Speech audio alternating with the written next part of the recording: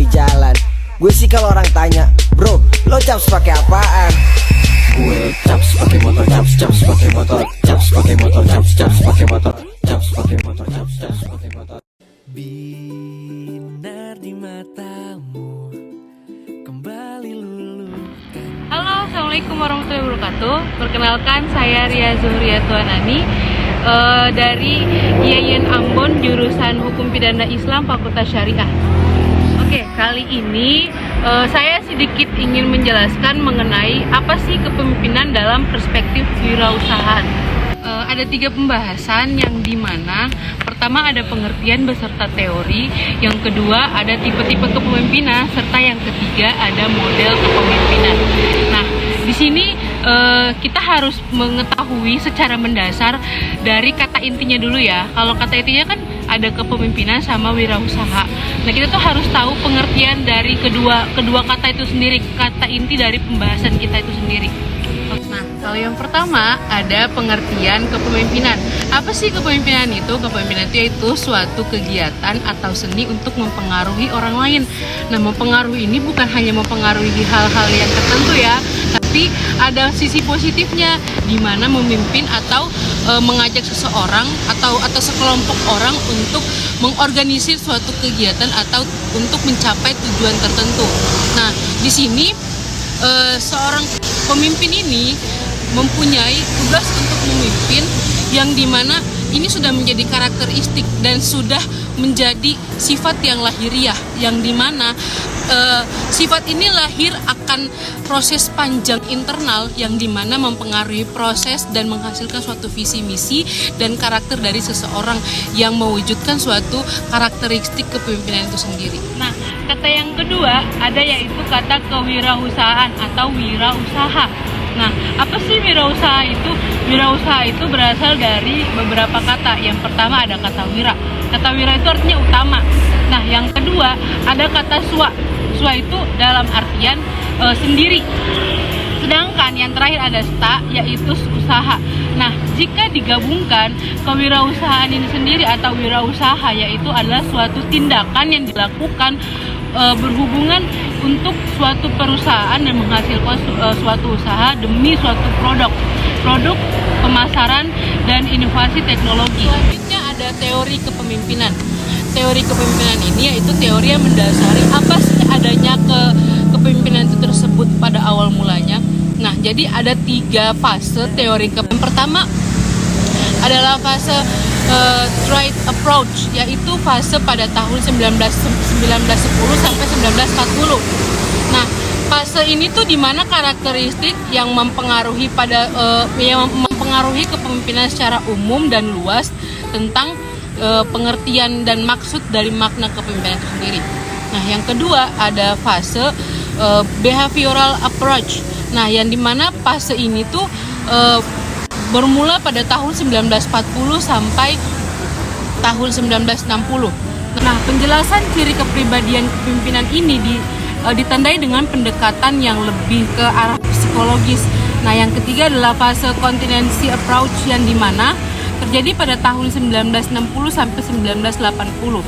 Nah, fase ini tuh udah mendekati fase psikologi serta humanis yang lebih terperinci data-datanya serta mempengaruhi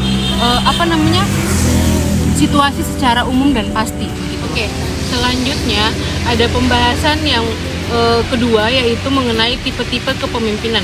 Tipe-tipe kepemimpinan itu ada beberapa tipe, ada 6 tipe yang dimana ada tipe berkarismatis. Nah, berkarismatis ini tipe pemimpin yang sangat berwibawa. Orangnya itu benar-benar terorganisir dan mampu untuk melakukan segala sesuatu di bawah di atas kepemimpinannya. Nah, yang kedua ada paternalistis dan maternalistis. Nah, ini tuh lebih sifatnya ke bapak-bapakan, ke ibu-ibuan yang lebih sifatnya melindungi anggotanya atau bawahannya. Nah, yang ketiga ada militeristis yaitu sifat kepemimpinan yang tegas dan keras. Nah, lebih ke arah pokoknya harus yang tegas. Nah, yang keempat ada tipe kepemimpinan otokritis. Nah, otokritis ini lebih sifatnya otoriter atau lebih sifatnya menindas. yang dimana dia ingin bawahannya tunduk akan perintah si pemimpin tersebut.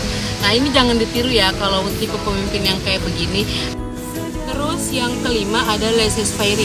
Nah, laissez-faire ini sifat pemimpin yang bodoh amatan sama bawahannya. Jadi dia itu kadang pemimpin yang acuh tak acuh sama bawahan dan tanggung jawab tersebut. Nah, ini jangan ditiru ya guys. Nah, terakhir yaitu yang keenam, yaitu tipe pemimpin demokratis. Nah, tipe pemimpin demokratis itu seperti sistem kepemerintahan di negara kita, yaitu lebih secara umum atau lebih sama rata. Jadi lebih mengutamakan kepentingan bersama gitu loh. Jadi dia lebih mendengarkan, si pemimpin lebih mendengarkan bawahannya dan lebih mengutamakan saran dari kesepakatan bersama. Oke, kita kembali ke pembahasan yang terakhir, yaitu pembahasan tentang model-model kepemimpinan. Nah, model-model kepemimpinan terbagi menjadi 3 yang pada umumnya sering kita temuin pada diri para pemimpin. Nah, yang pertama adalah pemimpin yang berkarismatik. Pemimpin yang berkarismatik ini adalah pemimpin anugerah dari Tuhan. Pemimpin yang memiliki karakter yang kuat dan memiliki daya tarik secara emosional untuk para bawahannya dan kemampuan untuk membina setiap yang dipimpin. Contohnya adalah Bung Karno, salah satu presiden pertama kita yang mempunyai sifat kepemimpinan atau model kepemimpinan yang berkarismatik. Nah, yang kedua ada model kepemimpinan yang transaksional. Nah, ini nih tipe model kepemimpinan yang dikit-dikit duit. Nah, yang dimana salah satu contohnya yaitu dia mengendalikan jabatannya untuk mengendalikan orang. Dan yang kedua, dia biasanya tuh pemimpinnya itu biasanya memberi reward atau payment kepada para bawahannya. Nah, yang ketiga, dia biasa menerapkan transaksi saling menguntungkan untuk para bawahan. Nah, begitu kira-kira ya kalau model kepemimpinan yang transaksional. Nah, yang terakhir adalah model kepemimpinan transformasional. Nah, model kepemimpinan transformasional itu adalah model kepemimpinan yang efektif yang telah diterapkan oleh berbagai organisasi internasional yang mengelola hubungan antara pemimpin dan pengikutnya.